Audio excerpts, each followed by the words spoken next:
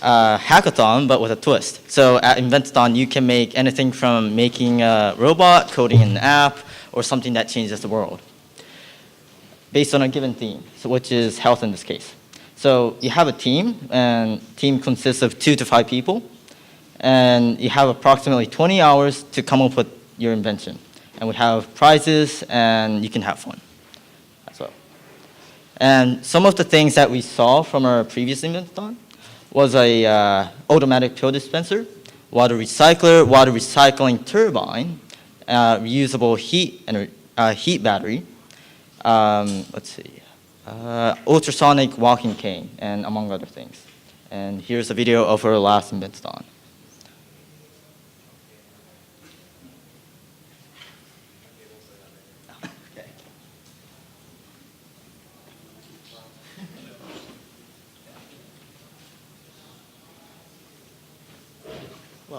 We'll be posting some videos from last Inventathon as well as some inspirations for this year in a bit. But first, who's here to help you on your invention journey? Well, we have me, Arsalan, and Ashwin over there in the corner. We're all pretty good experts in some field of like making things. So you can definitely ask us for help. We also have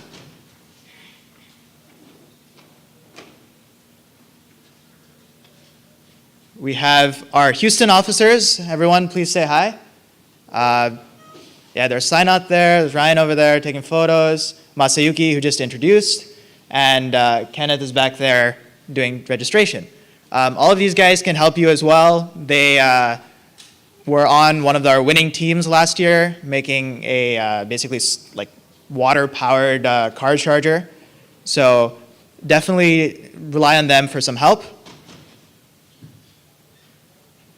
We also have our Clemens inventors, including Mr. Hart, who's in there. Most of them are actually in that room right now, and they're also really experts.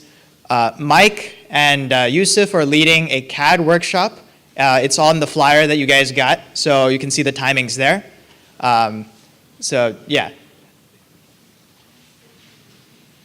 And we also have our experts from HCC, Roland Fields, who pretty much mans that additive lab, the fab lab right there. You can basically use the 3D printers, laser cutters, and build any part of your invention with his help. And we have Ravi from HCC, who's one of our key organizers. We also have a ton more mentors, way more than we can name. But we have Daniel back there. He's really good at a lot of coding, software stuff. He can help you make an app, make a website. So he's a great mentor as well. And if you have any questions, join our Slack right now. So basically Slack will be where we announce stuff like where's the food, where you can find teams, you can talk help, and just overall invent the next great thing. So go to our URL, tinyurl.com/join-invent.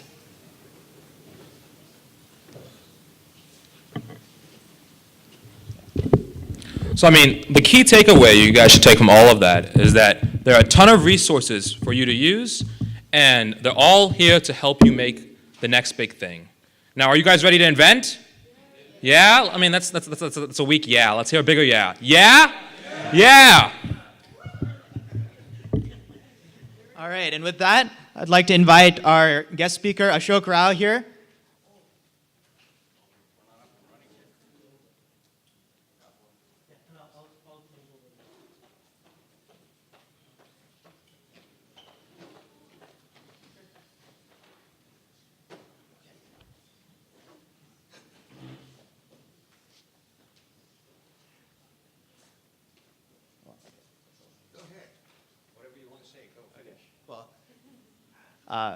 Ashok, Mr. Rao is a very successful entrepreneur. He's led an IPO, so a public offering of a company worth over hundreds of $millions.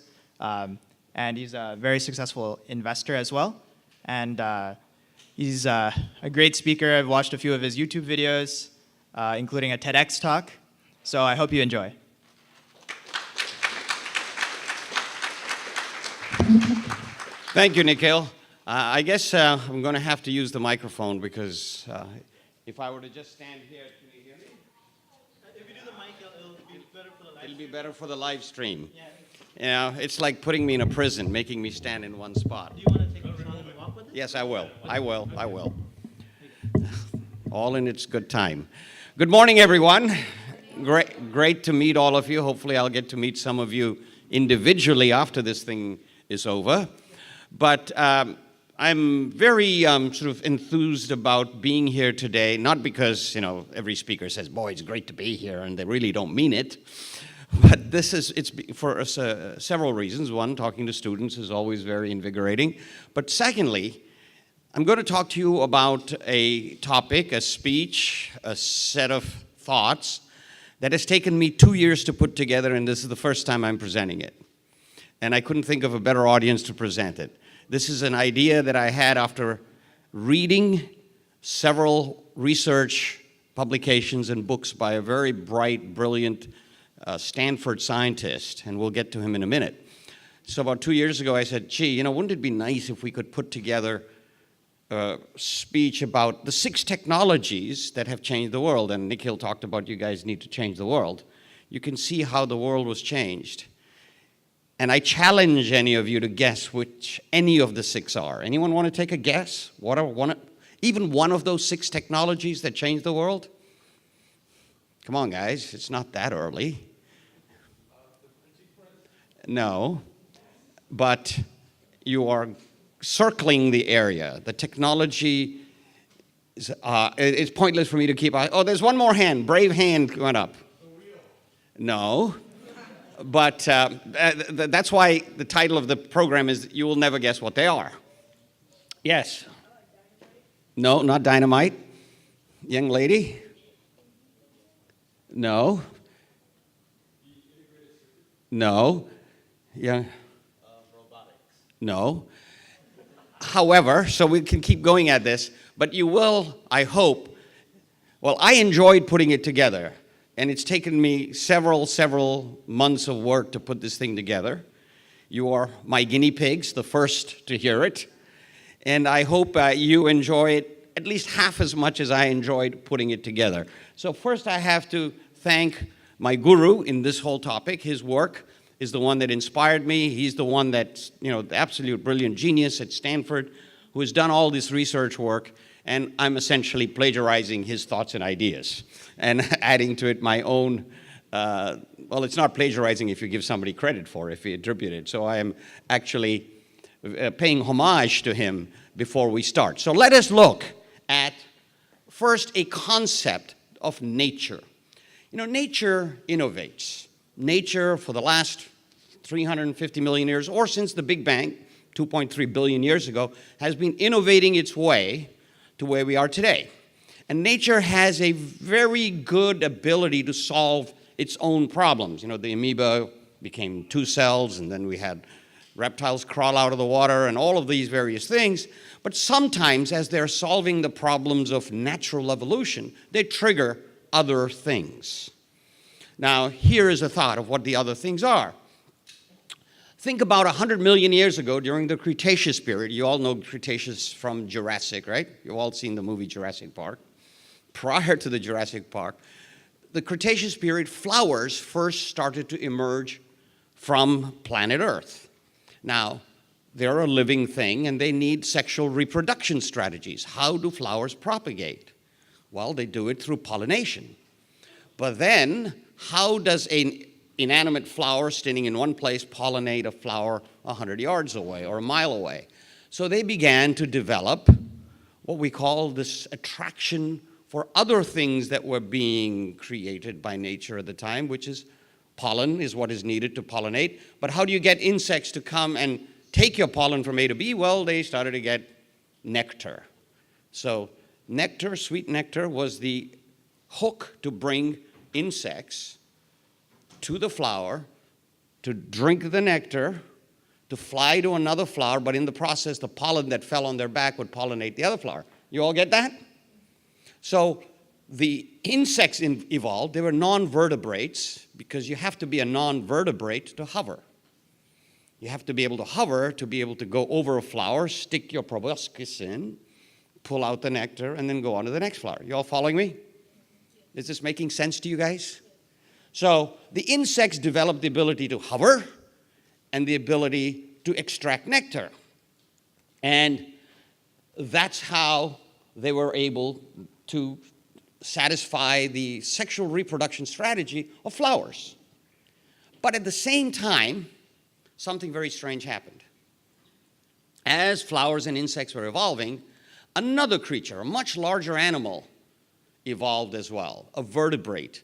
And there is only one vertebrate on Earth that can hover. Anybody want to take a guess? You got it. Smart guy in the room. He's a vertebrate called a hummingbird. What they developed was a terrific way of flapping their wings in a rotating manner, creating downforce and upforce, and allowed them to hover. So this is what we call the hummingbird effect. The hummingbird effect is when things happen, not just with nature, but by people, where you intend one thing and something dramatically different occurs. And it's not really the survival of the fittest, like Darwin said, because that's a zero-sum game. You know, the strong eat the weak, that sort of thing. This is the co-evolutionary survival of a variety of creatures in nature, and in real life on planet Earth, we have several examples of the hummingbird effect. And that's what the 6 technologies are all about. So we're ready to see what the 6 technologies are? Well, I call them the Johnson 6. And here they are. Glass, the technology of glass, the technology of cold, the technology of sound, the technology of clean, time, and light. You're all going, duh, what is that, right? Did anyone say duh that I didn't hear? You all probably did. Well, let's look at it. Let's look at glass, which is the oldest technology. The technology of glass really started 26 million years ago when Libya was covered by sand. You know, sand and silicon dioxide is the most abundant material on Earth. 90% of the Earth's crust is made up of sand, of silicon dioxide. And a comet hit the Libyan desert, creating heat in excess of 1,000 degrees, because that's what it takes to melt silicon dioxide, and turned the surface of the Libyan desert into glass. Because you need that heat. You need 1,000 degrees. But silicon dioxide is the only material that can melt, and when it unmelts or solidifies, does not return to its original state. Think about water, ice. Ice melts, you freeze it, it turns back into ice. Think about liquid nitrogen. Think about any other substance on Earth. When they melt, and then when they solidify, they return back to their original state. Silicon dioxide, an accident of nature, accident of their molecular structure. How many people here have studied inorganic and organic chemistry? Okay, so you'll understand how photons can pass through silicon dioxide after it has melted, not before. And the substance, the molecular nature hasn't changed. Am I being too scientific, or are there a bunch of scientists in here, right? You're all going to invent stuff. So this ended up as glass. So the surface of the Libyan desert for 26 million years was covered with glass, till about 5,000 years ago, when Howard Carter explored King Tut's tomb, he found that there was glass being used for ornamental purposes. So the first use of glass was used by the Egyptians for ornamental purposes, scarabs, crowns, various things, because they were very translucent.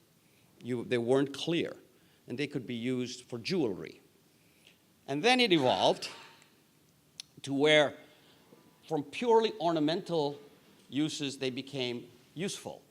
Right around the turn of the, right around Constantinople being formed in the year 300 AD, because the Romans moved there, and they ran into all the Turkish glass blowers, and then they started to use glass for vessels, to store wine, and to store ointments, and to store other kinds of liquids. You guys following it? Is this all sort of making sense to you? How the technology of glass has evolved. So, till a very dramatic event occurred in 1204 AD. Anybody remember what that is? Come on, guys, you're a history major. Anyone here? It's the sacking of Constantinople. When Constantinople was conquered by the Fourth Crusade. You know, the Crusaders were supposed to go liberate Jerusalem. Instead, these guys said, oh, there's a lot of money, a lot of gold, a lot of jewelry in Constantinople. Why don't we make a left turn, go rob and sack them? So they went and sacked Constantinople. Okay, for history people, that's a totally different set of discussions. But for our purpose, for the technology of glass, something very unique happened. All the Turkish glass blowers that lived in Constantinople said, you know, we're having problems here because we're going to get killed. Let's run to Venice. So they fled to Venice, which is where, by the way, these crusaders had come from. They had come from Venice and then attacked Constantinople. So then what happened? They became a big hit in Venice. Venice at that time was the richest country in the world, richest country city. It was a country city. And ornamental glass became a big hit and became a big export and import item. They were very wealthy glassmakers. And one problem, glass needs a lot of heat, needs 1,000 degrees, very hot fire. Venice was made of wood. What kind of combination is that? Oftentimes, these glassmakers would burn down parts of Venice. Not very good for the people of Venice, even though the money they were making on all that beautiful glass was great. So what happened? The king of Venice, known as the Doge, exiled them to Murano, an island a mile away from Venice. Anyone know where Murano is? Anyone know what Murano glass is? It's the most expensive glass in the world. So what ended up happening is that because all of these glassmakers were put into an island which is only about a mile wide, they unintentionally created an innovation hub, just like we're having here today. A whole bunch of innovators sitting together, cross-pollinating thoughts, and all of a sudden, glass making went through the roof. There was a guy called Angelo Borivier in the year 1297, figured out to take the ashes of burnt seaweed, mixed it with melted glass, and he got clear glass. You know, we take looking at through clear glasses and for granted, but it didn't exist till 1297. And because it resembled quartz, which is almost clear, he called it by the Italian name for quartz, cristallo. And that's why we have the word crystal for clear glass. Interesting? Any of this making sense to you guys? Well, we got a lot more to come. So glass was always then used for the next 100, 200 years. People figured out that if you had a convex surface for the glass, it acted like a lens. It magnified what you were reading. And so monks, priests, were the only people who could read back in those days. And what did they read? They basically read the Bible and made laborious hand copies of it, till something else happened. So one of the guys mentioned the Gutenberg Press. And to read it, because they typically had to work well into the night and they only had candles made of animal fat, they needed extreme magnification. So they would use these large chunks of glass to magnify what they were reading.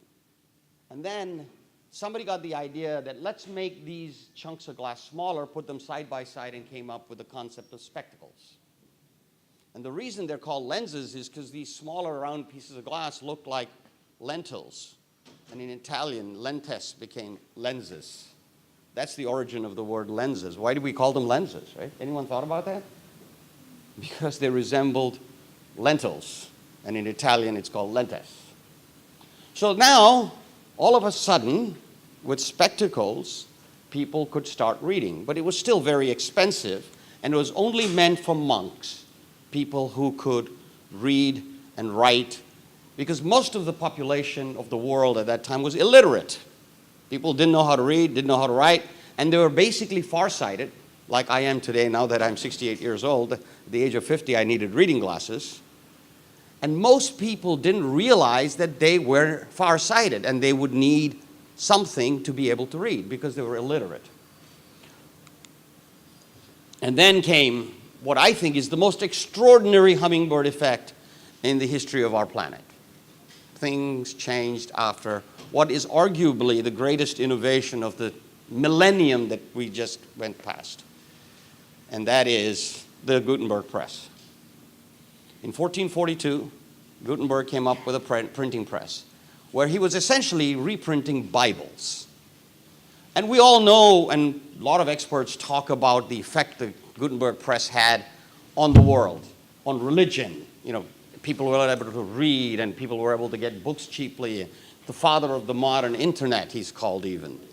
But let's think about a hummingbird effect that the Gutenberg Press had.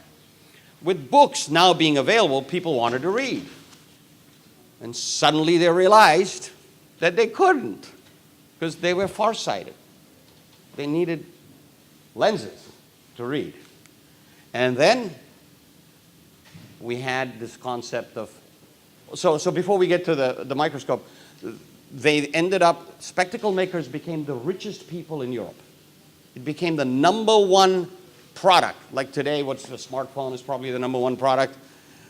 Lenses, spectacles were the #1 product. And then in 1590, a guy called Zacharias Janssen in Delft, Netherlands, figured, okay, instead of having these two spectacles side by side, why don't we put the one behind the other? And you got a microscope. And from a microscope, Galileo, one of the greatest inventors of all time, came up with a telescope. Looked into the sky. What did he see? Anyone know what Galileo's most famous for? Bingo! Well, went to the head of the class, that young man. He saw that Jupiter had moons that revolved around Jupiter. And he said, wait a minute. That means the sun doesn't revolve around us. We revolve around the sun. And that's when the world changed. The world from Aristotle to Copernicus, names I'm throwing out, but names worth going back. And now that we have Google, you can just Google, who's Aristotle? Who's Copernicus? That world completely changed to a world where now we knew that the Earth and the planets revolve around the sun. And Galileo did so many more things, and some more will come up. This changed the world, because what happened with the telescope? Well, glass ended up giving us spectacles, ended up giving us microscope, which allowed us to see things that we had never seen before, germs. Van Hoekbeek was the first guy to be able to look through a microscope and see germs. At that time, they didn't know what germ theory was, but they said, oh, these are some creatures that are not visible to the naked eye or to glasses. We are able to see through telescopes, able to get natural progression of glass with cameras, with lenses, movies, Hollywood, coated glass, and you got television, all of which is all a product of glass that you take for granted. You watch TV, and you forget that this was the technology of glass evolving over the past 800 years. But one of the most underrated technology evolutions of glass was fiberglass, glass fibers. And do you know how fiberglass was invented? Today we take it for granted. Well, there was a guy called Boyes, Charles Boyes, and he wanted to be able to weigh something, and he thought a very thin shard of glass would be a very good way to create a balance beam to weigh some very small amounts. And he experimented with a crossbow.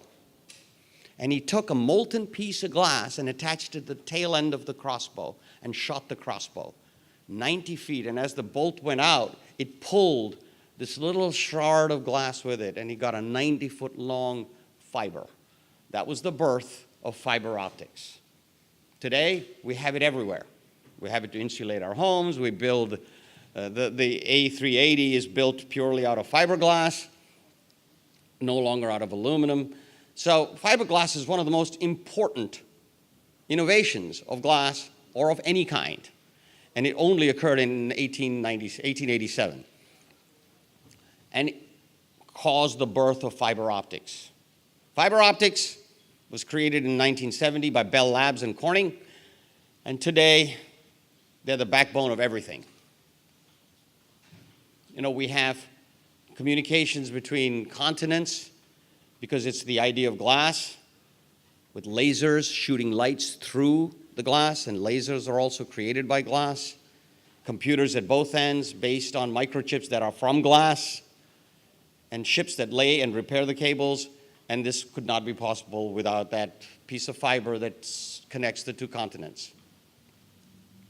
You all love to take selfies, right? Who doesn't like to take a selfie here? You don't like to take a selfie. Okay. Well, Miss USA here doesn't like to take a selfie. Now, she is Miss USA, by the way. Lauren, meet the rest of the kids. See, they're more interested in you than they're in me. But think about taking of a selfie. You take your selfie, you upload it to Facebook, it circulates across the globe on glass fibers, and then people see it on screens made of glass. Isn't glass dominating your life when it comes to a selfie? And it's all because of glass. Glass lenses all the way down to where you look at them on glass screens. Silicon dioxide all the way. But we're not done with glass yet, because glass has had another major way of changing the world. Something that I don't think is very intuitive. See, back to Murano in 1400. There was, till then, the only way people could look at themselves, reflections, was either in a pool of water or on polished metal. Don't forget, clear glass didn't exist till 1297. And then, in the middle of the 14th century, some glassmakers decided to coat the back of a clear piece of cristallo with tin and mercury. And what did we get? We got the mirror. So think about it. The mirror didn't exist till 600 years ago. People could never really see who they were till the mirror showed up. And think about that. Till then, people were in collectives. You were the family, you were the village, you were the tribe, you were the fiefdom, you were the kingdom. All of a sudden, people were beginning to look at themselves. And suddenly, the influence of the individual, people said, oh, that's me. I'm important. The start of democracy, where a person mattered, comes right back to glass. Hummingbird effect. Young man over there, was that interesting for you? Not really, right? And finally, on glass, and we'll get on to other things, mirrors let us look beyond ourselves, because all telescopes today are made of mirrors. The McDonald's, the Keck, they're all giant mirror combinations. Do you all know how telescopes work? There are a whole bunch of hexagonal mirrors, double reflectors, to capture light from millions and millions of light years away.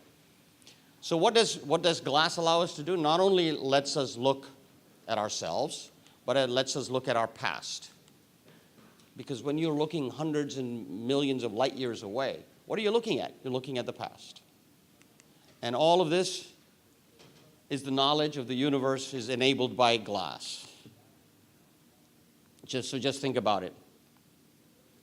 It took the accident of being able to have 1,000 degrees of heat and furnace for all this to happen. Pretty much the ultimate hummingbird effect, isn't it? And that's the story of the technology of glass. So let's go to the second one, cold. When you think about the technology of cold, am I putting you guys to sleep? Is this of any interest to you guys? Are you following this? Because I had a ball coming up with these ideas, but I don't know about you guys. Cold, let me brush through it. Cold, the technology of cold is only 200 years old. People suffered in great heat in most parts of the world because that's where most of the population was. You didn't have too many Eskimos, but you had a lot of people in Africa and Asia, Central America, places that were warm. And so in the early 1800s, a gentleman by the name of Frederick Tudor in Boston decided to ship blocks of ice from the frozen lakes of New England to the Caribbean for them to make ice cream, for them to put in their drinks, and for them to keep in their room to cool their rooms.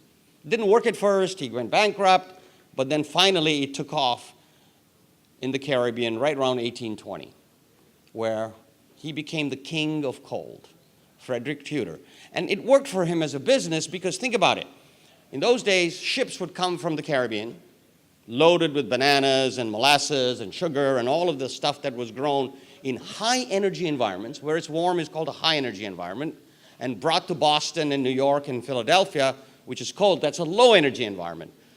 The ships would unload, would return empty. Frederick Tudor said, wait a minute, I'll put my ice in your ship. Secondly, the ice was free. You just had to pay people to cut chunks out of it out of frozen lakes. And thirdly, the insulation you used to prevent the ice from melting was also free. It was sawdust from the lumber mills of New England. So he was able to send huge blocks of ice all the way across to the Caribbean and made a fortune on it. So many things happened in terms of the hummingbird effect, including the impact it had on the Midwest. All of a sudden now you could ship beef and other meats to the East. The big markets were all in the East: New York, Philadelphia, Boston, Washington, D.C. But all of the cattle was being reared in Texas or in Arizona or in the plains of Kansas and Iowa, and they couldn't be shipped because they would spoil in the car. So refrigerated cars, where he put blocks of ice on the top of the cars. Today, of course, you have air conditioning, and therefore transformed the Midwest. The Midwest is directly attributable to the technology of cold. Without that, there would be no Chicago, because Chicago then became the center of all slaughterhouses and meat packing, and were able to ship fresh beef to the East in refrigerated cars and ships, refrigerated by ice. But then the next step was artificial cold, because ice had problems. What if you had a warm winter and you didn't have as much ice created in the lakes of New England? What if the ships going down to the Caribbean got hit by hurricanes? You lost your ice. So artificial cold was something people started thinking about. Gee, if we can get natural cold, how can we get artificial cold? And once again, the hummingbird effect struck. In 1842, there was an accident of weather where a doctor called John Gorey in Florida, a really good doctor, was treating a lot of patients for malaria and all other insect-borne diseases. And the way you could solve, anyone know how the best way to take care of people who fall sick with these kind of viral diseases? Well, you keep them in very cool, dry climates. The hotter it is, the worse the virus gets. She knows. She must be a medical student. So one winter, hurricanes destroyed all the ice that was coming to Florida, and his patients started to die. So he said, I got to figure out a way to create artificial cold. And he built the first air conditioner. And he used air as the refrigerant. Anybody know Boyle's law around here? Who knows what is Boyle's law? PV equal to RT. The more pressure you put on it, the cold, and then if you take the air out, the way he figured it out was that he took a glass jar, put a live bird in it, extracted all the air out, the bird died, okay? He created vacuum, but in the process he found that the bird had also frozen because the temperature had dropped, because the pressure had come down. So Boyle's law was the basis. You guys are all scientists here, so this should be interesting for you guys. I'm surprised you didn't know Boyle's law. But he used air to compress, and then as he uncompressed it, he was able to extract heat out of the surroundings and create it. Then came a Frenchman called Ferdinand Carré, who then used ammonia as the refrigerant, and now you had real air conditioning. So by the end of the 19th century, air conditioning became the huge way of storing the beef and the vegetables and all of the other stuff that was coming from all over the world to New York and to Boston and to Philadelphia. Huge. Have you heard of the Tribeca area of New York? Who knows where Tribeca is? There's the Tribeca Film Festival. Have you heard of that? Well, it's a big region in New York. And today, it's all very upscale apartments and condos, but it used to be gigantic city block worth of air conditioning units powered by steam and ammonia refrigerants. So the next natural step is going from these gigantic air conditioning devices to small. But to this day, when we talk about air conditioning, we measure it in tons, right? I have a 6-ton air conditioner. Why is that? It's the equivalent of how many tons of ice was needed to produce the same kind of cold. So now do you know why we say, I have a 6-ton air conditioner? Did you know that before this? Hopefully there are some aha moments going on out here. And the god of air conditioning is Willis Carrier, a Boston engineer who finally developed the smaller and smaller and smaller air conditioner. He started off as an accident. He then cooled a movie theater. And then he finally was able to make it as small as a kitchen appliance. So that's the story of the air conditioner. You know, he went from probably the greatest story of miniaturization is the air conditioner. Far greater than even the story of miniaturization of the microprocessor. You go from a city block large device to something that you can put in the window of your kitchen. Triggered another hummingbird effect. Anyone want to take a guess what that might be? Air conditioning changed the where people chose to live. In the past, people moved from where it was warm to where it was cool because living in warm areas was really uncomfortable. So after the Civil War, for instance, there was a migration northwards. 1, to go from hot to cold, and 2, to go from slavery to freedom. But it was a combination of this migration that got reversed by air conditioning.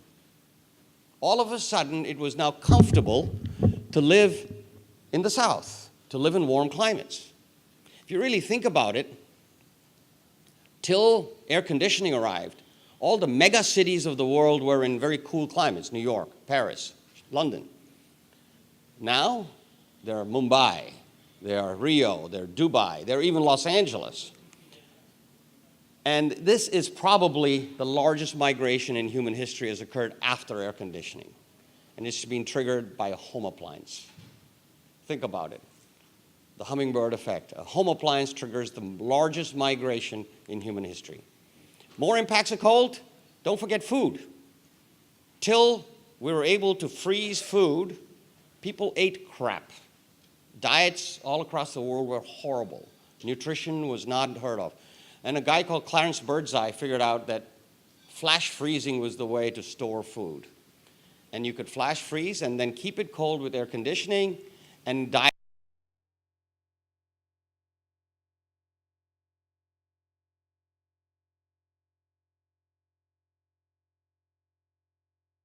Cold has allowed cryogenics. Think about it. I'm talking about, this is yet another hummingbird effect of the technology of cold, which allows you to choose how and when you want to have babies. You can preserve eggs and sperm and all other kinds of things that allow you to determine something that would be unthinkable 50 years ago. Technology of cold. Cold has come a long way from when I seemed like a trivial luxury to where it's now so much part of our lives. Staggering impact that the technology of cold has had. The next technology, was cold a warm item for you guys? Now let's talk about sound, which probably has had as much of an impact on our planet as both glass and cold. For 100,000 years, when human beings started to really have some sentience, sound fascinated them. And how do we know this? Well, recently, there's a large cave being found in central France called Arcy-sur-Cure, which is the caves of Arcy on the river Cure. And in it, 30,000 years ago, they've discovered the most incredible paintings, cave paintings, oldest example of cave paintings on Earth. But what was more fascinating about the paintings was not the quality of the paintings themselves, which are terrific, but where they were located. Each and every painting was located at a spot that reverberated. If you spoke, that echoed, you'd have up to 7 echoes coming back if you stood in front of the painting. So the archaeologists have come to the conclusion that the Neanderthals were just as interested in sound the amplification and a very primitive form of sound engineering that they discovered through the natural caves, as we are today with our amplifiers and our speakers and everything else. So this really is an interesting thought that 30,000 years ago, mankind was still fascinated by sound, but they didn't do anything about it. Nothing happened because the technology of sound didn't really start till 200 years ago, till 150 years ago. And it really started after the Age of Enlightenment. You really call it Aufklärung, and I'm missing the umlaut according to my German friend on the Aufklärung. But the Age of Enlightenment ended, and all of a sudden the Industrial Revolution started. And they had, by that time, been able to dissect human cadavers and figure out how the ear worked. The eardrum vibrated and sent electrical signals to the brain that then translated them into sound. That's how you're hearing me today. It's hitting your eardrum, signals going to your brain, and you're then translating it. In the 1850s, a very interesting guy, Leon Scott, Edward Leon Scott de Martinville, a Frenchman. You'll find a lot of these innovations have come from France. No wonder they're so proud of themselves. Decided that there has to be a better way of doing stenography. Do you all know what stenography is? Anybody, you're too young to understand stenography, because today you can have speech to text directly into your phone. But stenographers were people like secretaries who you would dictate to, and then they would write at the same speed you were speaking in squiggles, which then they would then look and type into words. But they would use squiggles. So Mr. Leon Scott figured, okay, if a secretary can write squiggles, why can't we take human voice and turn it into squiggles? And he was able to do that 2 decades before Edison built the phonograph. Pretty interesting if you can beat Edison by 20 years. But what he forgot was, even though he was able to pull sound out of the air and record it, the human eye is not able to factor and figure out these kinds of squiggles. So he had created a one-way recording device with no ability to play it back. This sound technology allowed Edison to invent the phonograph, where he was able to record and then use a stylus to play it back. It's, again, totally invisible to all of you because you don't need any of this stuff. None of you have ever... How many of you have even seen a phonograph? One old guy in the back. Well, Edison invented it not for music, which is where the old long-playing records and CDs all came from. He invented it for letters, for audio letters. You would record a letter, and you would ship it by mail to whoever you were sending it to, and they would play it back on their phonograph, and it was for audio letters. At the same time, Alexander Graham Bell invented the telephone. And his idea was that he would then be able to transmit opera and symphonies and live music, and people could listen to it on the telephone. They got it reversed. The phonograph became the music instrument, and the telephone became the voice instrument. But they were both incredible hummingbird effect creators. It's the first time in history that telephone was able to take a physical component of this planet and represent it in electrical energy. Do you understand what I just said? First time ever. Some component of planet Earth was able to be represented by electrical energy in a direct way. And it brought about some terrific hummingbird effects. AT&T was formed with the telephone, became a monopoly in the United States. The Justice Department and the Congress allowed it to be a monopoly, but in return, when they created Bell Labs, the compromise AT&T made with the government was that all inventions that Bell Labs created would be free to everybody, that they had no right to patent it. It would be free. Interesting combo, because Bell Labs, in my mind, is the single greatest idea factory the world has ever known. It put out more innovations, more inventions, more technologies that changed the world than any other organization. And it was all as a result of the telephone becoming a monopoly. But think about another thing. The telephone was the first job opportunity for women. Till then, women stayed home.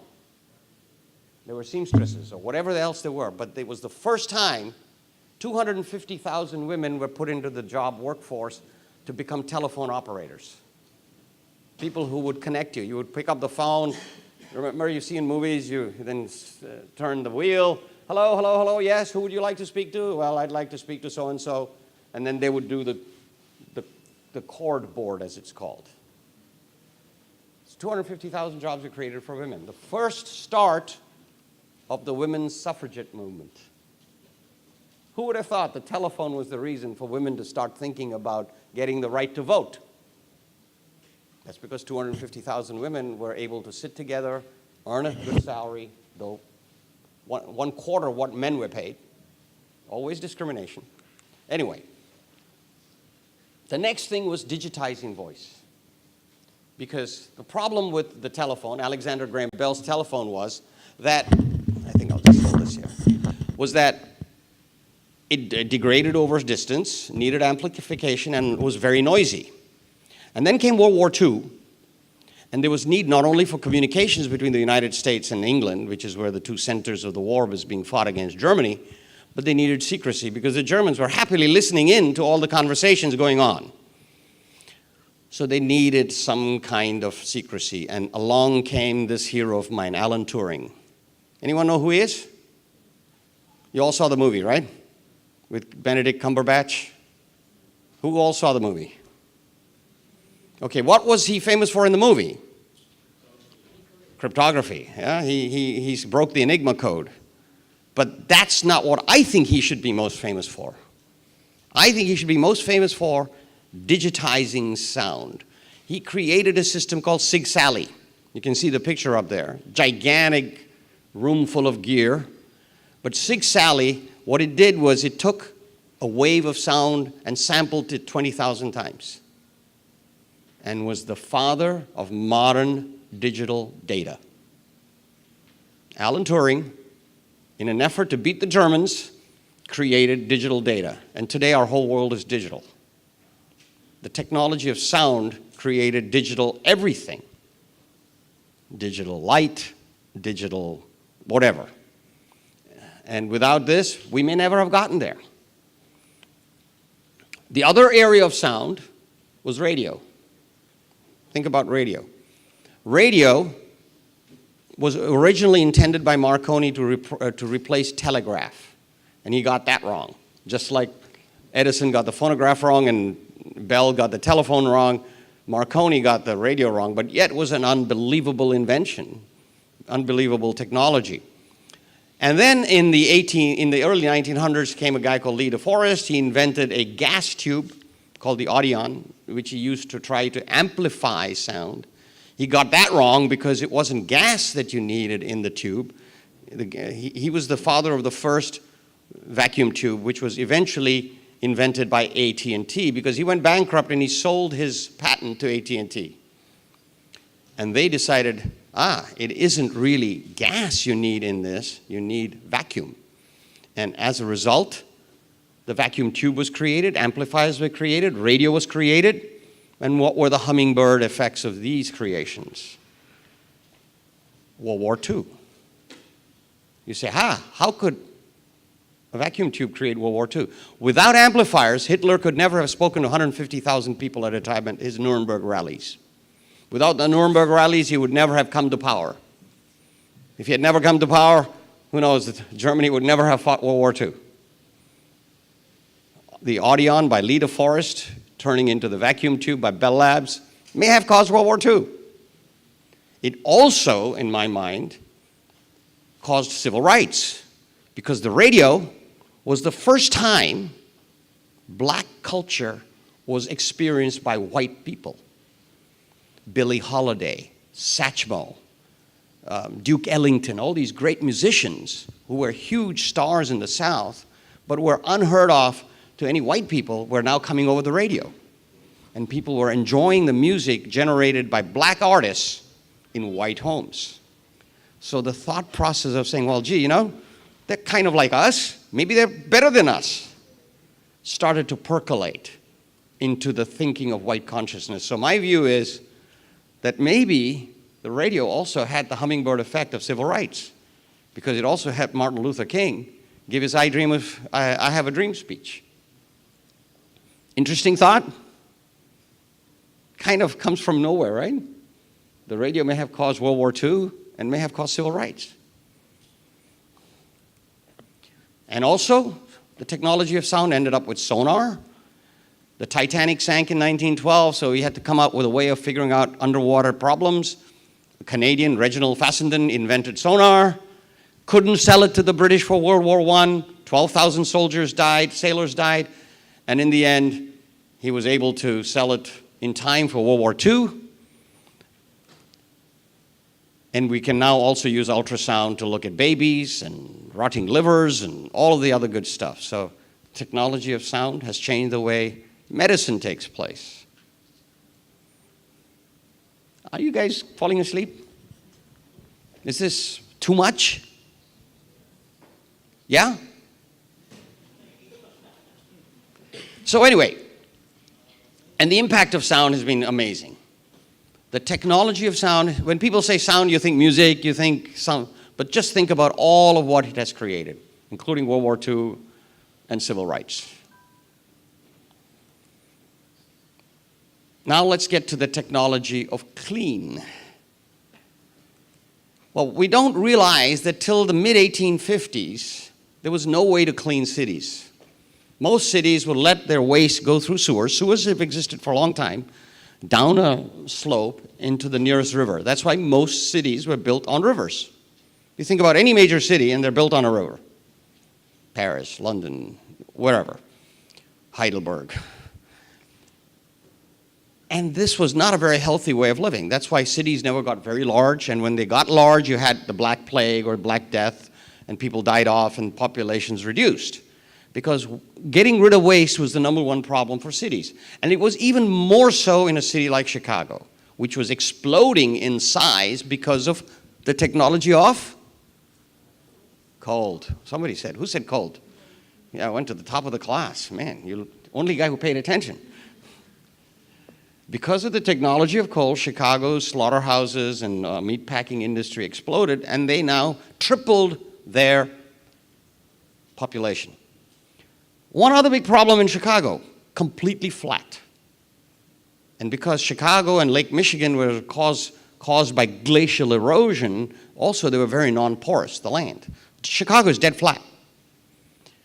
And the human excrement and animal excrement that lined the streets of Chicago, and you got to read about it, and you got to see the early daguerreotype photographs of Chicago to see what a filthy place it was. In fact, the city leaders would import large hordes of pigs to eat all the waste, but then they would create their own waste. And then when it rained, you would have 3 feet high mud and shit all across the street. This was the city of Chicago, the fastest growing city in the world at the time. What do? How do you get rid of the waste? No slope. You can't even run it off into Lake Michigan. Put sewers in, you have to dig deep, very hard, non-porous ground.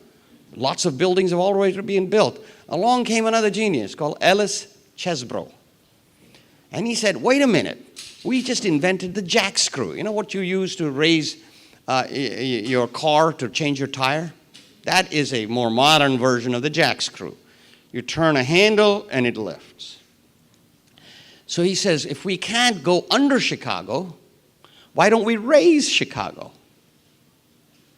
And so using the jack screw, building by building, if you look at the top left corner here, these are all people with jack screws. Everyone's a jack screw. He raised the entire city of Chicago 10 feet. Did anyone know that?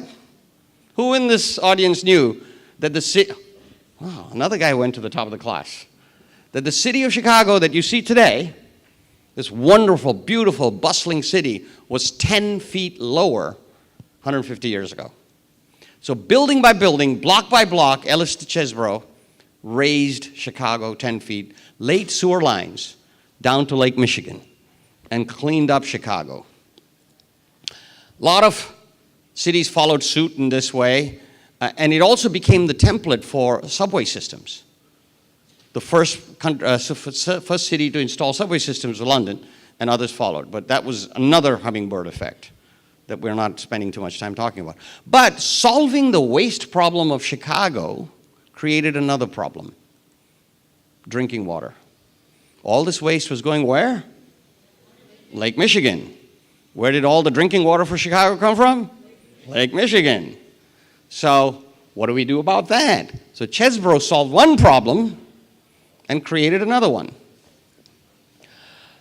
So he said, well, what do we do? Getting rid of the water is not enough. We need drinking water, and drinking water in those days was playing Russian roulette. It was also exacerbated by the fact that people just didn't bathe. Everybody, all of you had a shower today this morning, right? Before coming here. Back in those days, bathing once a year was too much. The theory was that bathing was the reason for getting diseases. And they may have been right, because a lot of the water was contaminated. Soap was very hard to get, and bathing was an absolute rarity. And washing hands never took place. There was a Hungarian doctor called Ignaz Semmelweis who said doctors ought to wash their hands. And he was mocked, derided, and made fun of. But then he proved that washing hands helps, because he looked at the statistics between two hospitals, one where a hospital for very rich people had higher infant mortality than a hospital for poor people, because in the poor people, it was midwives delivering the babies and they were washing their hands.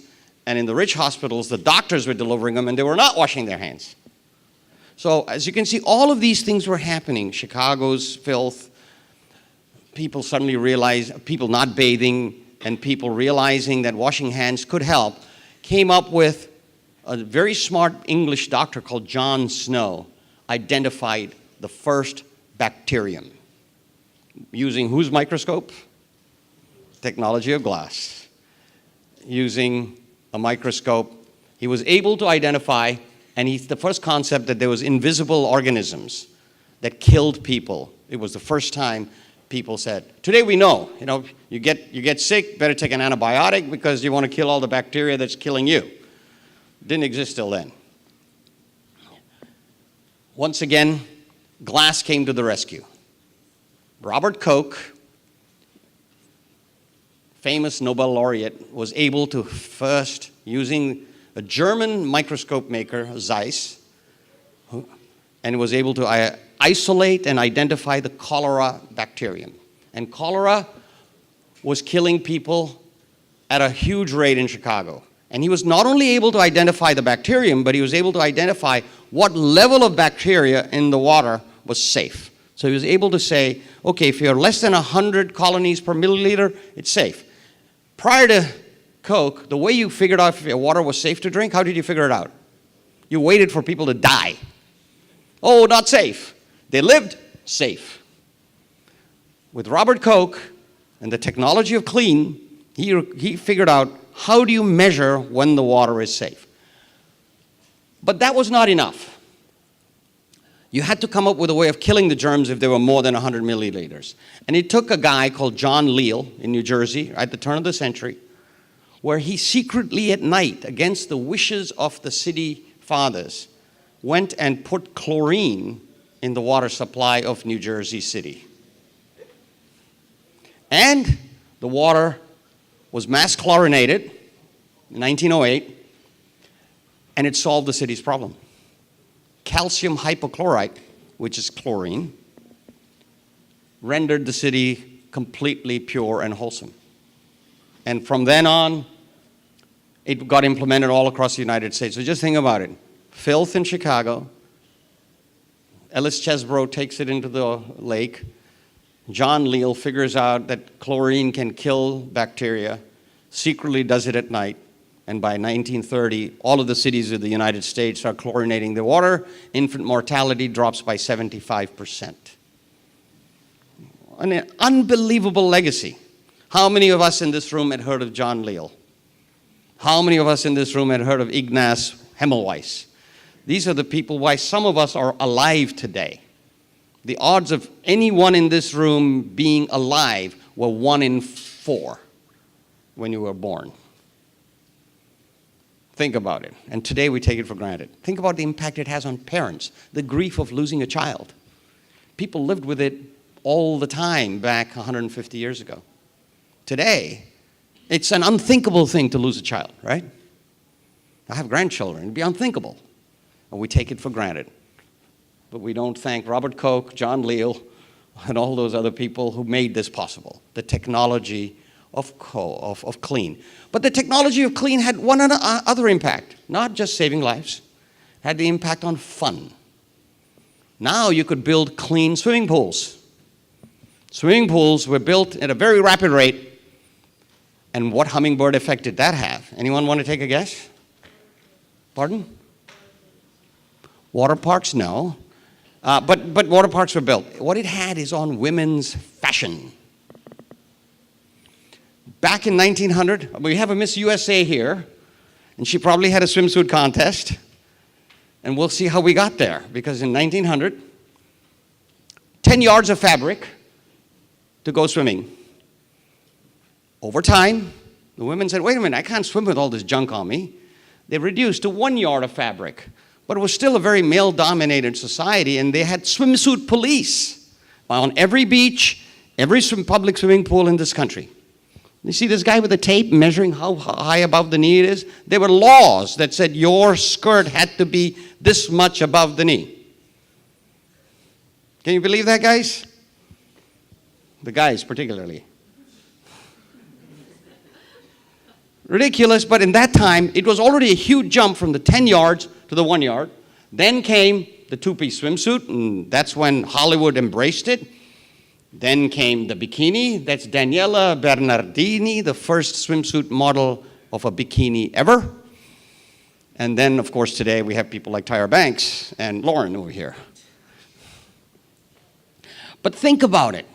This hummingbird effect of the technology of clean, creating swimming pools, allowing the woman to control her body more, is another trigger for the freedom of women, the rise of the equality, because the woman can now be equal to the man without having swimsuit police coming there and humiliate them and measure how many inches above the knee their dress is.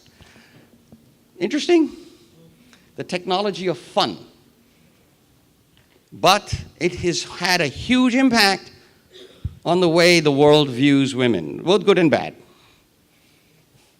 Mostly, hopefully, the result is good. And then there's the technology of hygiene coming from the technology of clean, which is, till now we've talked about public health, but there was also personal health. When John Leal did his thing in New Jersey, Annie Murray in Oakland took that same chlorine and came up with Clorox. She bottled that same chlorine in bottles, and all of a sudden you had a new product that people could use in their homes. Didn't exist till then. Till 100 years ago, people never cleaned their homes. People are looking at me puzzled. How can this be only 100 years ago? Clorox was the first home cleaning product ever. And it launched complete new industries. It launched the industry of advertising. Magazines and newspapers were inundated. And then when TV came, it launched the soap opera. Why is it called a soap opera, daytime television? It's because all of these companies sold their products during those daytime television shows, the theory being women were the only one watching, women were the only ones that would clean homes, so the women need to be brainwashed into buying these products. Thankfully, that's no longer the case. But a whole new industry worth $80 billion was launched by John Leal putting chemicals in the New Jersey City water. Kind of interesting to think, right? $80 billion industry. It was an accident of one guy. And finally, I would say the technology of clean is directly responsible for the microprocessor. You're going, huh? Well, think about it. You need a pathway of 1/10 of a micron. In fact, some of the latest microprocessors have pathways of 1/100th of a micron. You know what a micron is, guys? You know, you're going to be finding out when you do 3D printing. Micron, 1/1,000,000th of a meter. And human hair is 100 microns, and you need 1/10 to 1/100th of a micron for your pathway. And how do you do that? They need very fine robotic and laser tools. Again, laser technology of glass. And even a speck of dust is like the city of Manhattan having Mount Everest land on it. And you will not have a microprocessor because the speck of dust is 3 to 5 microns. And the technology of clean allows us to be able to build these microprocessors, because what do we use as solvents to make microprocessors? We use 100% pure water. The water we drink is impure. It has to have calcium and chlorine and magnesium and iodine and various things in it. But the water used in microprocessor manufacturing is pure. It's just H2O. And drinking it, what'll it do? What did someone say? It'll kill you. So just think about it. 150 years ago, we cleaned water so that it wouldn't kill us. And now we have created water that will kill us because it is too clean. Full circle we've come. Again, these technologies driving us. Technology of time. This is my 5th. Are we getting bored here, guys? This gentleman looks a little bored. No, you who turn around, no? Anyway, how much time do I have left? As much as you need. Okay. So the technology of time was till 400 years ago calculated by looking at the sun. You see, when was the sun at its peak? And you use sundials to measure when it was at its peak. And you said, okay, that's when the day is. And then 24 hours later, it returns to that spot. And then you roughly calculated your day into minutes, hours, seconds by dividing by an old Egyptian numbering system, which is the system of 12. And that is what has stayed with us for 5,000 years. And clocks that were developed starting in Germany. Germany was, and then eventually going to Switzerland, but Germany and England, where clocks first started, were terribly inaccurate. They could be off by as much as 20 minutes a day. So every noon, all the clockmakers would rush and look at the sun. Oh, this should be noon, and they would adjust their clocks back to 12 noon. But in those days, being split-second accurate was not a big deal. It was a preposterous idea that you could be that accurate, and it was not necessary. If you're going to go visit your neighbor, or you're in the next city, you're not going to say, I'll be there at 6 o'clock. You're going to say, I'll be there when I get there. Because you're going to take a horse or something else and get there. So split-second accuracy only became important for what reason? Anyone want to take a guess? Yes, this young man seems very smart. Wow! You go right to the head of the class. By sailors. Good job, young man. You needed accurate time to be able to figure out longitude. Latitude was easy. You looked at the sky, and you saw where you were in terms of the latitude. So the equator versus the North Pole, that's the 90 degrees of latitude.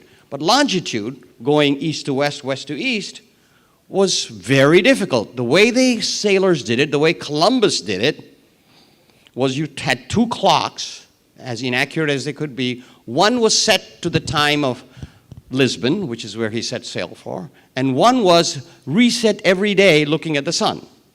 Well, you have several problems with that approach. One is, by the second day, you're off 20 minutes, so you're already, and one degree of longitude is 4 minutes.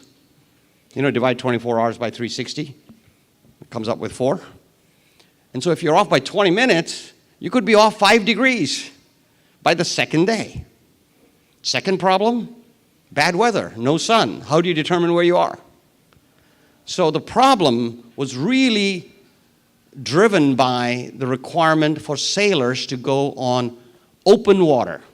Till then, most sailing was done by staying close to shore. You hugged the shoreline. You rarely went across. That's why, for instance, when the Crusaders tried to cross the Mediterranean, they would make sure they stopped in Malta, raped and pillaged and looted, then they would stop in Cyprus, and then they would finally get to somewhere near, and then they would get to Alexandria. But as long as if you could determine time to the split second, you could determine where you were when you were sailing, and then you would have a brand new industry. And that came about by this other great genius that we already talked about, Galileo. He was a student at the University of Pisa. And how many of you are familiar with his experiment as he went to the Leaning Tower of Pisa and dropped two balls, one small ball and one big ball? No? He proved that gravity works, that the big ball and the small ball fell at the same time. But that's not the experiment I'm talking about. He was listening to prayers in the Duomo, which is the big church next to the Leaning Tower, and he got bored, and he looked at the lamp. The altar lamp was swinging, and he found something very strange. It started off swinging in large arcs, and then as it got later, the arc reduced. You know, if you do it, the pendulum gets less and less and less as it runs out of energy. But he realized that the time it took for each arc was identical. Big arc, it moved faster. Small arc, it moved slower. And how did he figure out? What clock did he use to measure how he knew it was exactly the same time? This is Galileo. Think about what he might have done. He used his pulse as the stopwatch to calculate the time of the swinging of the arc. And it stayed with him for 58 years. That thought that the arc of a pendulum is dependent not on the size, the time of the arc of a pendulum is not dependent on the size of the arc, but the size of the string. So in 1641, before he died, he designed the first pendulum clock, which then started keeping time to the accuracy of about a couple of seconds, 3 seconds. The first pendulum clock, and unfortunately, he died before it was built, but it was his design that was first created and then put on ships. And it changed the perception of time. And it allowed global shipping to take place. You really had no global shipping till then. You had people going along coastlines and shipping. And by the 1860s, a very bright Massachusetts inventor created the timepiece, and it became a must-have. You know, the timepiece, you see people putting them in their waistcoat pockets in movies and all that and looking at it like that. Well, it became the most important gadget to have by the mid-1800s. And it also became the timekeeper for the Industrial Revolution. You couldn't have an Industrial Revolution if you didn't know when to report to work. If you said, oh, I'll get there somewhere around 8 o'clock, and you showed up at 8:30 because you had the wrong time, you were probably going to get fired. But there was another problem with all of this. You know, one solution always creates another problem. Every town ran on a different time. They would look at the sun when it was at its peak, 12 noon, they would set all their clocks at 12 noon. So if you're in Pittsburgh versus Philadelphia, you were about 15 minutes off. And if you were to try to take a train, let's say from New York to Philadelphia to Chicago, and you say, I'm going to take the 10 o'clock, but it may not be 10 o'clock in New York. Maybe 10:05 and you missed the train. So it was exacerbated by the fact that we had the transcontinental railroad, so people needed accurate times. And so England was able to figure it out because it's a small country by saying, okay, we're going to standardize on one time, which is the time at Greenwich, and we're going to use the telegraph to send every city when is noon. So these cities could then reset their clocks to when noon should be every day, and there would be small amounts because with the timepiece now, it was keeping time up to like 3 seconds plus minus per day.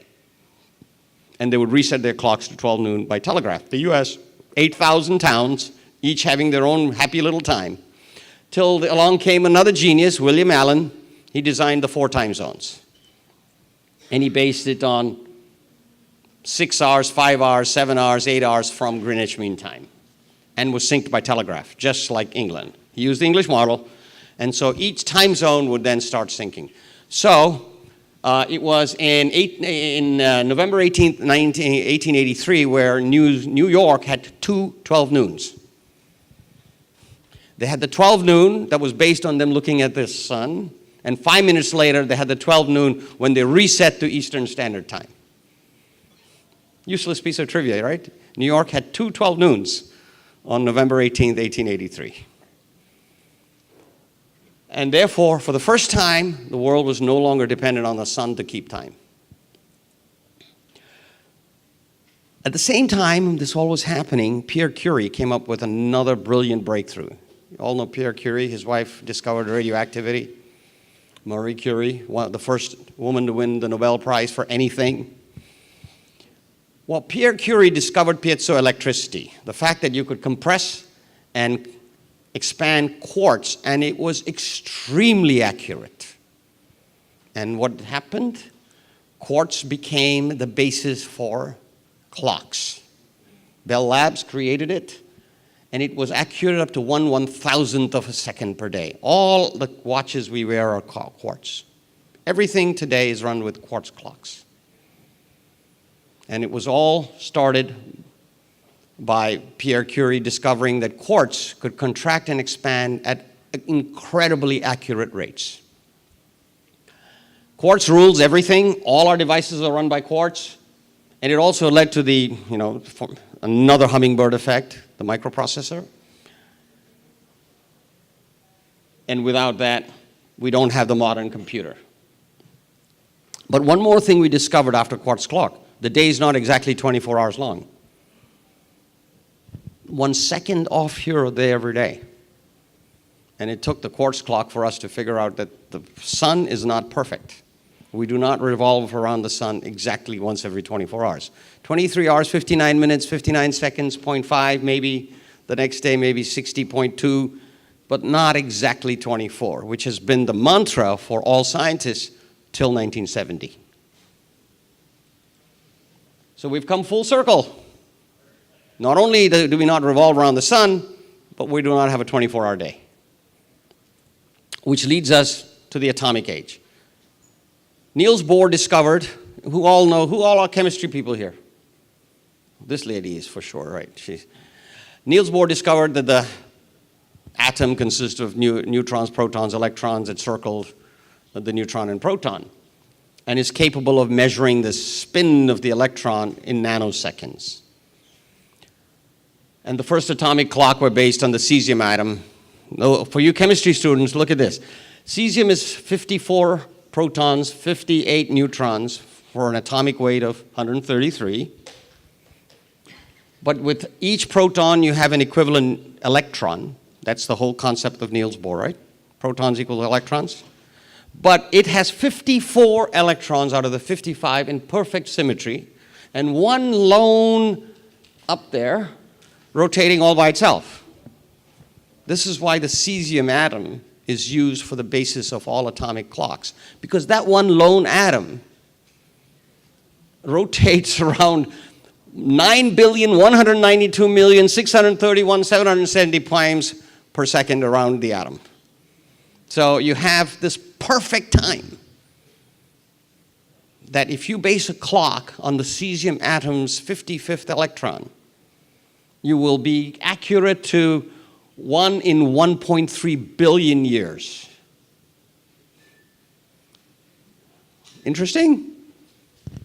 I don't see a lot of people going, wow. Wow. The oldest guy in the room. And this ability to calculate time so accurately gives us what most of you use to get here today, which is your GPS. How many use GPS to get here? Yeah, me too. Without the atomic clock, you have no GPS. And the reason you have GPS is that we have 24 atomic clocks in low Earth orbit around our globe. And your phone, every second, is pinging 3 of these clocks. So you're pinging that one, and that one. And calculating the time taken to travel to each one, down to the nanosecond, and calculating the difference, and knowing exactly where those satellites are, and you know to about a foot as to where you stand. Did you all know how that is how GPS worked? How did you think GPS worked before a minute ago? Just some kind of magic? It's the 24 satellites that are circling the Earth that allow you to have GPS and the ability to measure time to such great accuracy. So the technology of time allows you not to get lost driving anywhere. And that's the beauty of this kind of technology. And there's another aspect to equal time. You know, here we've been talking about going from 20-minute inaccuracy to 3-second accuracy to a millisecond accuracy to a nanosecond accuracy to 1/1000th of a second accuracy with atomic clocks. But what if we went the other way? What about clocks that could calculate in the thousands of years? And that's based on Marie Curie's discovery of radioactivity, that radioactive elements within any element decayed at very precise rates. And why is this important? Well, these rates could be used as a long-term clock for determining our past. And the two elements that were most accurate and usable for aging is carbon-14, which is an isotope of carbon-12, and potassium-40, which decays once every 1.3 billion years, and carbon every 5,730 years. Why is that important? Well, you're able to determine the age of human migration and animal migration and be able to determine the age of our Earth. It's not 6,000 years, guys. How many of you think the Earth is only 6,000 years old? It's 2.3 billion years old, proven by radiocarbon dating. And we are able to prove when man crossed the Bering Sea and came to the United States, what is today the US. We're able to prove when the dinosaurs went extinct. We're able to prove all these other wonderful things that have added so much to our knowledge, and all because of the technology of time. The way we can look into our past is all based, just like glass allows us to look into the past, time allows us to look into the past. Because till we got radiocarbon dating, we didn't have the technology that allowed us to have chronology and causation. And with that, we now know how we as people evolved, from when Lucy stood up 4.3 million years ago to us standing here today. We all know who Lucy is, right? The first Homo erectus. And what will happen in the future, only time will tell, but that's supposed to be a joke. The final is the technology of light. So look at all these. When I asked all of you at the start, guess on a technology, none of you thought of any of these 6, did you? But do you all agree that these are sort of eye-opening technologies that just allow you to say, wow, that's how we got to where we are today. It's because of all of those technologies and all of those people. So let's look at the last one, which is light. Artificial light was basically fire. For 100,000 years, man lived by fire alone, and then came candles, became the only solution for artificial lighting. You had tallow candles, which most monks would use. They're cheap animal fat candles, burned very dim light, very yellow light, and were used by mostly the poor. Beeswax candles were brighter, whiter, better, but were very expensive. And when candles existed, people didn't sleep 8 hours a day. If you're living in New York and it's dark for 14 hours, what do you do for the darkness of 14 hours? Well, you don't sleep all 14 hours. You sleep 4, you wake up, you do your chores, you do other things, you maybe have some drinks with your friends, then you go back to sleep. So sleeping patterns in our DNA is not 8 hours. The reason we have insomnia, some of us, for me, fortunately not, I sleep like a rock, but it's because our DNA says you need to wake up at 2. Because you'd sleep from 8 to 2 or 6 to 10 and then wake up and then go back to sleep again. So the technology of light will also control our sleeping pattern. Then in the 18th century, on the shore off of Nantucket, they discovered a dead sperm whale, cut them open, and found 500 gallons of spermaceti, they call it, because the oil that was in the brain of, just above the brain of the whale, looked like sperm, so they called it spermaceti, but it created beautiful light compared to beeswax and to tallow. And it became so popular that we almost drove this wonderful, magnificent creature to extinction. 300,000 sperm whales were killed in 100 years by a population that wasn't even 1 billion. The planet reached 1 billion people in 1850. Just think about it, we're 7.5 billion today. There are more people alive today than have died. Simple statement. So this was going to be the only source of artificial light until we discovered a new source. What was that? Saved the whale. What saved the whale? Petroleum. We were able to extract kerosene from petroleum. Texas had a little something to do with it. So we do come out okay in one area. Even though we're not very ecological, we did save the sperm whale from extinction. And the kerosene lamp burned brighter, and it allowed people to read after dark because it was cheap. It wasn't dangerous. It didn't set fire to, because it used to be in nice little glass cans, and you could read after dark. And the first change in humanity's sleep patterns occurred upon the arrival of the kerosene lamp. You all take your 8 hours or 7 hours or 6 hours of sleep or 10 hours if you're students for granted, right? That wasn't the case. Not till 120 years ago, 110 years ago, till the arrival of the kerosene lamp. Then came the electric lamp. The natural progression from kerosene lamp is electric lamp, and Thomas Edison figured it out. I mean, yes, there's a lot of complaints that he wasn't the only one, but I give him the credit. He figured out the filament. The problem with the electric lamp was this filament that brightens. People were using platinum, it would melt. So he figured out carbonized bamboo filaments.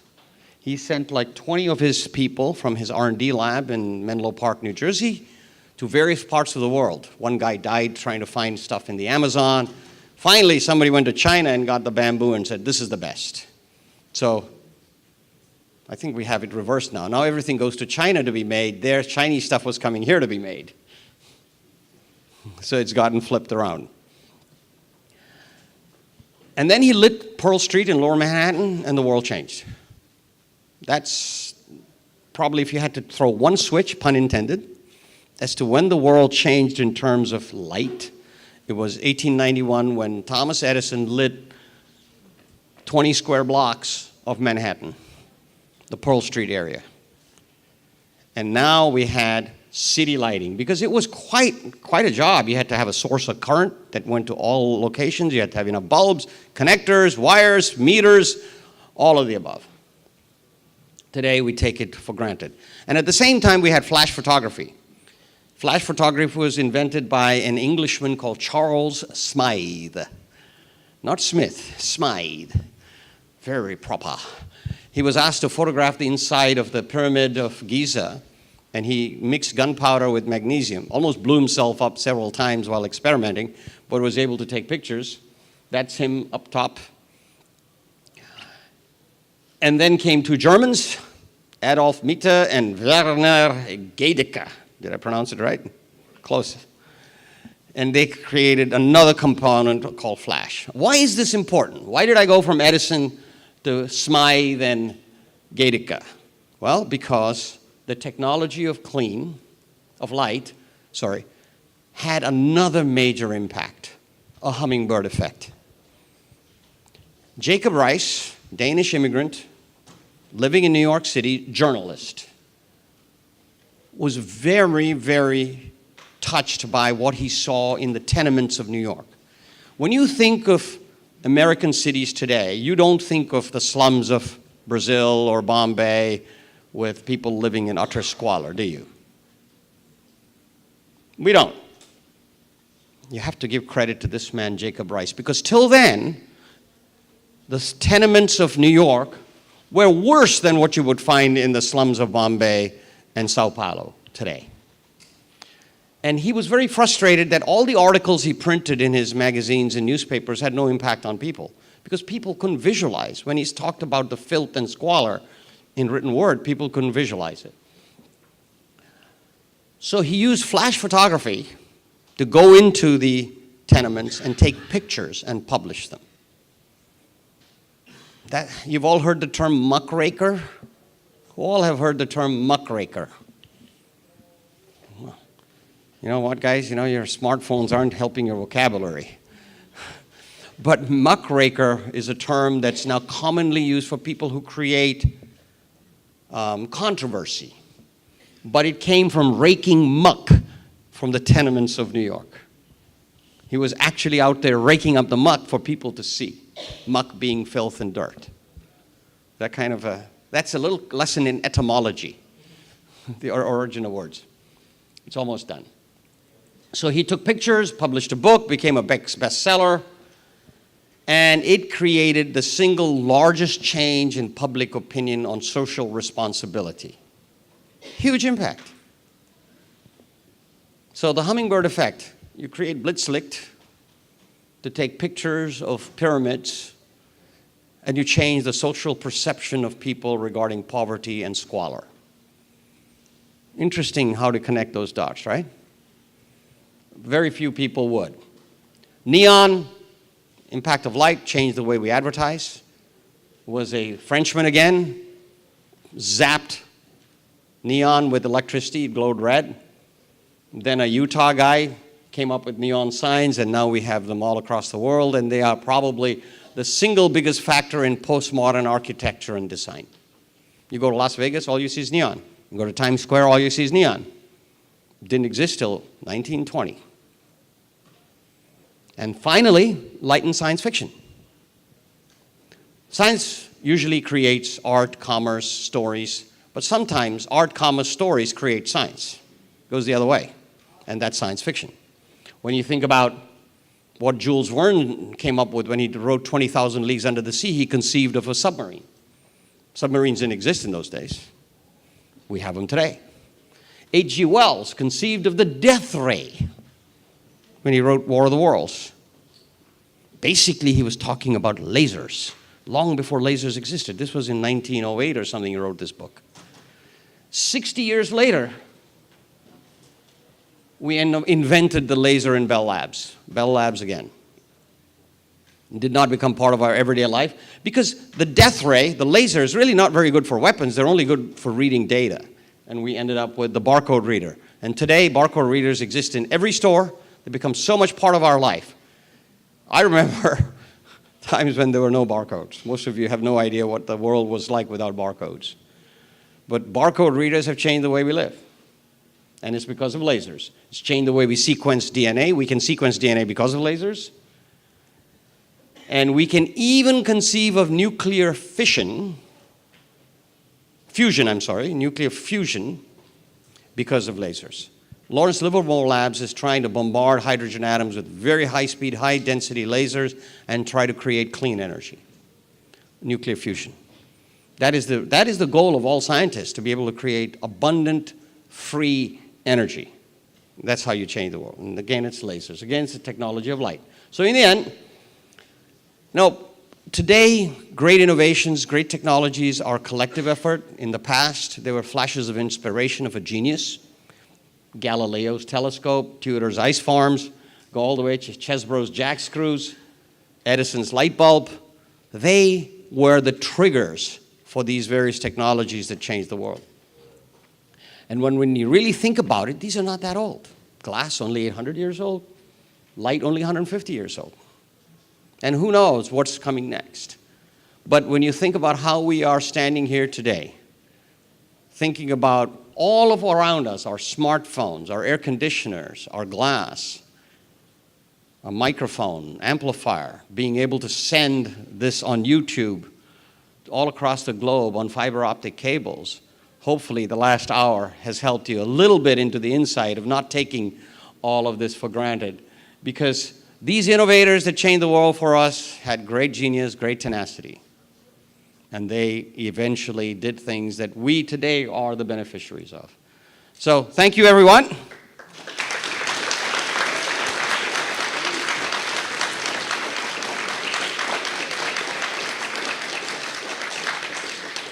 Thank you. Thank you very much. Hope it was interesting. It was the first time I've given this talk to anybody, anywhere. You were my guinea pigs. Thank you so much. Fantastic, right? So if I could just have everybody stand up, stretch out. Any questions? Any questions from anyone? Here's a gentleman with a question. Yeah, research, reading, yes.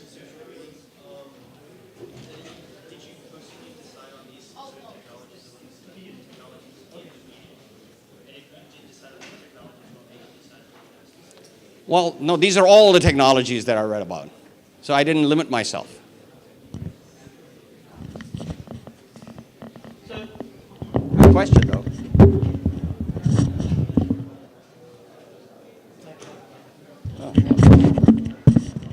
All right, everybody. If I could have you just sit back down for a few more minutes. Ashok, please don't go. If I would like to thank you because you have provided us with fantastic insight to some of the innovations that have changed our world. And from HCC, we really want to thank you. So I do have a mug. I wanted to give you that.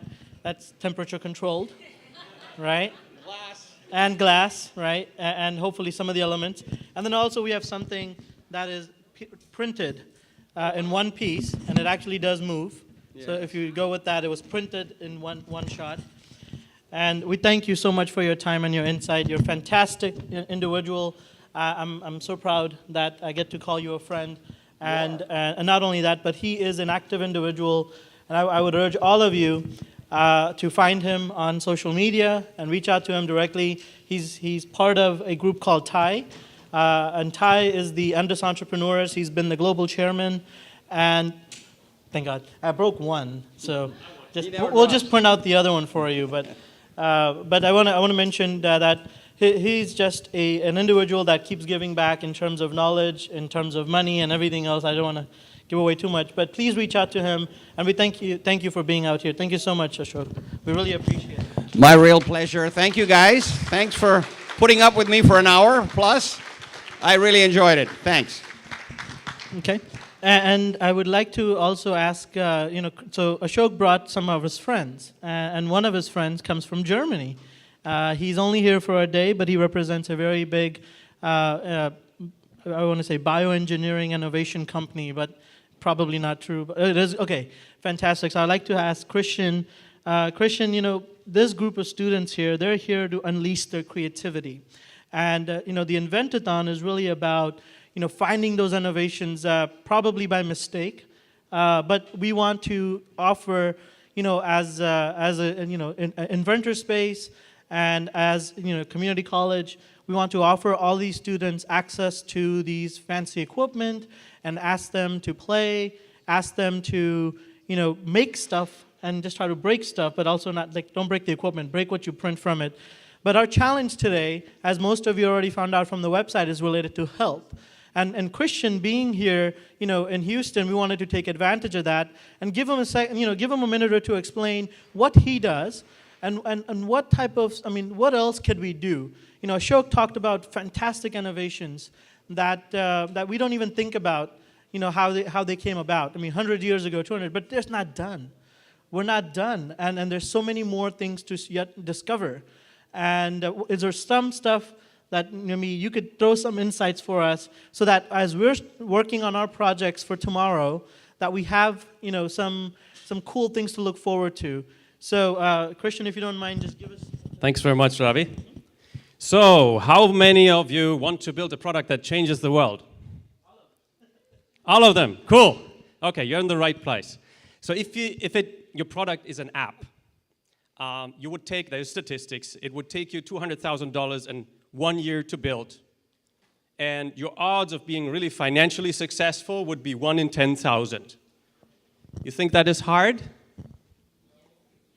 If you were in my field, developing new medicines, it would be a little different. Your odds would be similar, 1 in 10,000, but you would need 10 years of work on average, and an investment of $2.6 billion, right?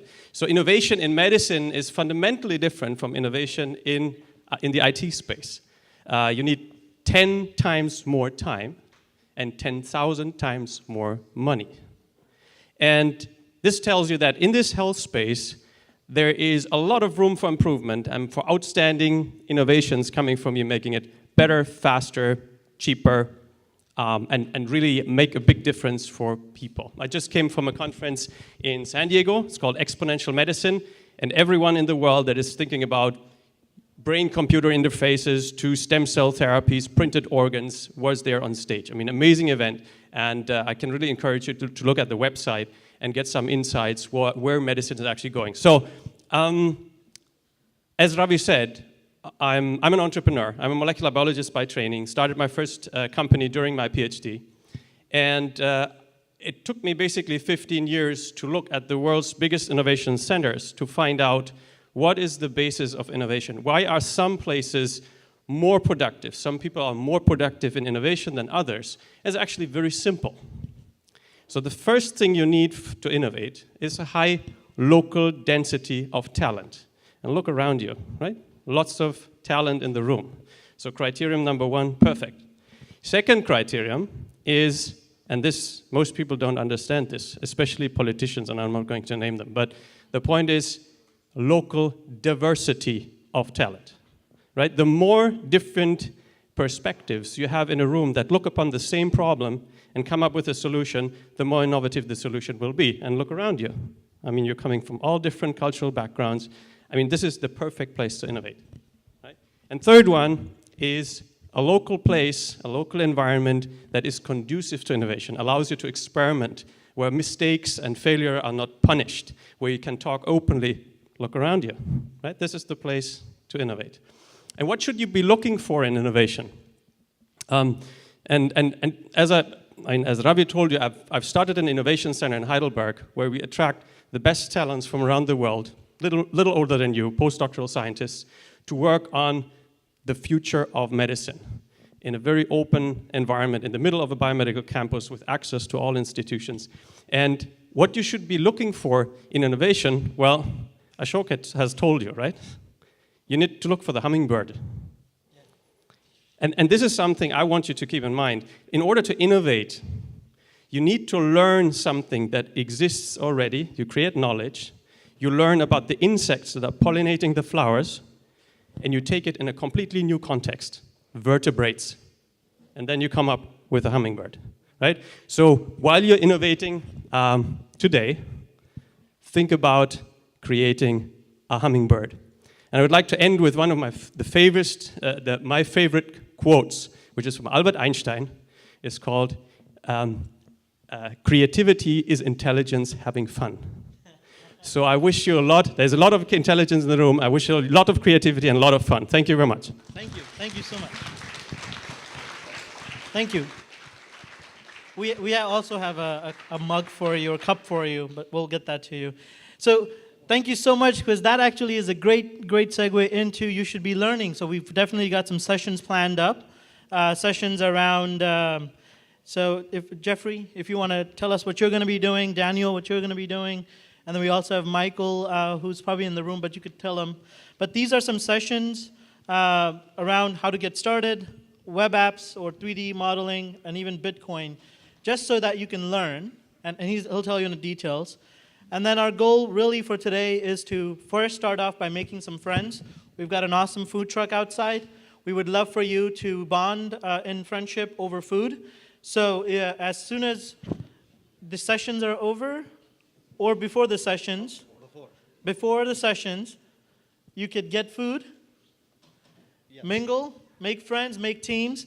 I want to mention the schools that are here. That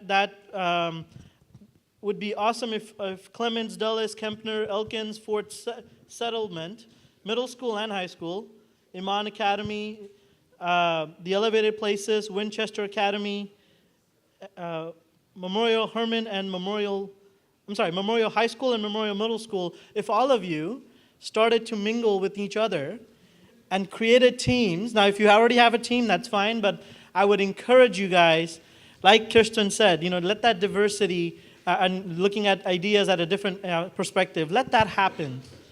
And use the tools and resources that Roland and Jeffrey and Daniel and Nikhil provides to really invent something cool. of course in health, because if you want to win some prizes, but invent something cool. So I'll let Jeffrey go into details, and then you're going to pass it to Nikhil, and you'll open up for lunch. And that's it. Right, so our sessions did say to start at 11:30, but go ahead and put those back to 12:30. So for those first 3 things that you see on the list, push it back an hour from what it says.